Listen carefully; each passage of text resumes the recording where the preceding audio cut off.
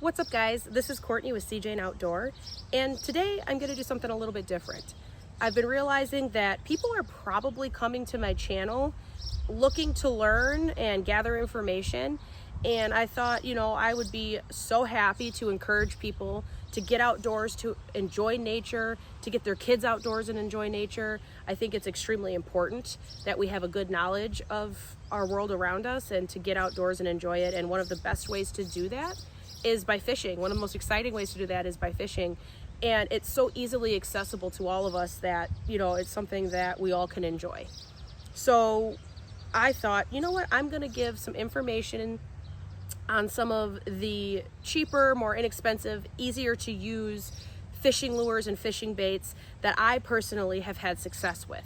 Now, I'm not a professional by any means, but I have been fishing for about 30 years since I could hold a fishing pole. So pretty much my whole life, and dating myself there a little bit, but that's okay. And one of the most common and successful fishing lures I've used is a grub body with a twirly tail grub, twister tail grub, however you want to call it, on a jig head. So on a hook with a jig head on top. This combo right here has caught me smallmouth bass, largemouth bass. I've caught perch, bluegill, crappie, northern on this particular setup here. And there's going to be a wide variety of this particular lure. You're going to be able to find in a variety of sizes and colors. If you were to ask my personal opinion, I believe that the white, the chartreuse green, similar to the color of this, and the black or brown are the best colors to fish with. I've had the best success fishing with. You can't beat white in almost any type of water condition. White is one of those colors that a fish is going to bite on, whether the water's murky, whether the water's fast, whether the water's clear. So, just keep that in mind. That's my opinion. And I've had success fishing that way. So when it comes to choosing your lure, I like to do something, depending if I don't have a target species in mind, I just want to fish, I just want to see what's out there. I would pick a, medium to small twirly tail. I have a bug on me. It's a tick. Sorry, had a tick crawling on me. Anyway. So, I would pick a medium to small twirly tail jig because, big baits catch big fish, but reasonable sized baits catch all fish. That's pretty much the rule of thumb there. So I would pick a jig head based on the weight. Now this ball of the jig head is weighted, so you don't need to use a sinker unless you're doing a different kind of rig, but you don't need to use a sinker when you're using a jig head, as this ball is weighted. Now the size and weight of it is going to vary greatly. You can get all sorts of sizes and all sorts of weights. You want to choose your weight based on the depth of the water you want to fish, or if you have really fast current. So faster current, you may want to use a heavier jig head. Or if you're thinking, okay, this is a deep part of the lake, I want to fish deeper, the sink rate, the fall rate, and the weight is all going to be dependent on the size of that jig head. Now, you want to make sure that the hook length and size is reasonable to your jig body. I like my hook to come out just before my tail. I don't like the hook to be in the middle, and I don't like it to be too small, as I feel like the hookup rate, the hook set rate is a little bit lower when your hook isn't towards the tail or is too small. So I like to keep in mind that my jig body is about the length of the hook before it starts to turn, right? And so I'm going to show you how to properly put these grub bodies on a jig head, and then I'm going to show you how to swim them back. A couple easy, basic retrieval methods for this lure, and I'll show you an underwater view so you have an idea of what I'm doing and how to do it.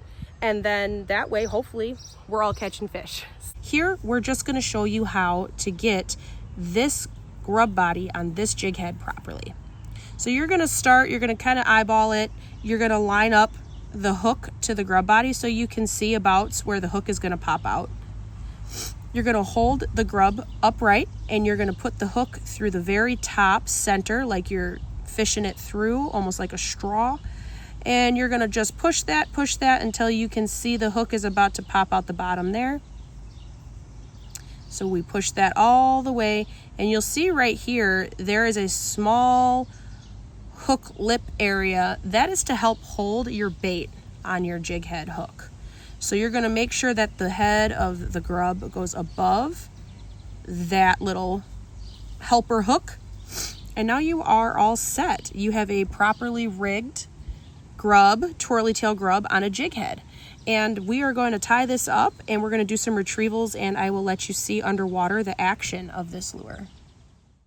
Okay, so I'm going to be doing some retrievals in my pool. I know my pool is dirty. Don't come for me. We just got back from vacation. So I will clean it, I swear. But right now we're going to do some retrievals of this lure. I'm going to show you 2 retrieval styles, as well as let you watch the bait sink so you can kind of understand what I mean by sink rate or fall rate when it comes to the jig head weight on your lure.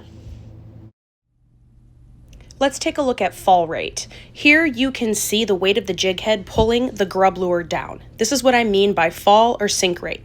In this very still pool water, this jig head pulls our grub down fairly quickly. If there was some current or a larger grub body, we might see a slower fall rate, but here you can see this is a fairly heavy jig head for this lure size.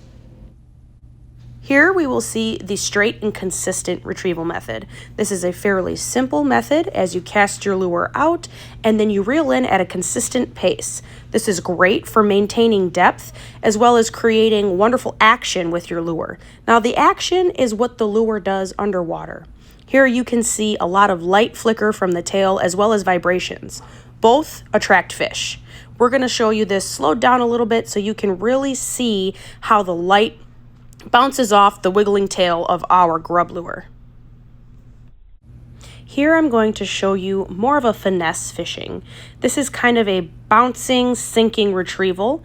We let the lure sink down to the bottom and then we reel in slightly with a few bounces and then pause our reeling to let it sink again and reel in with a few bounces. We repeat this until the lure is retrieved. This is great for more aggressive fish or fish that might be on the bottom. Okay, so that is my recommendations for using a twister tail grub. I hope this catches you guys some fish, and I think I'm going to do a video where I use only this setup and go fishing and we see how many fish I catch. So stay tuned for that. Thank you for watching and God bless.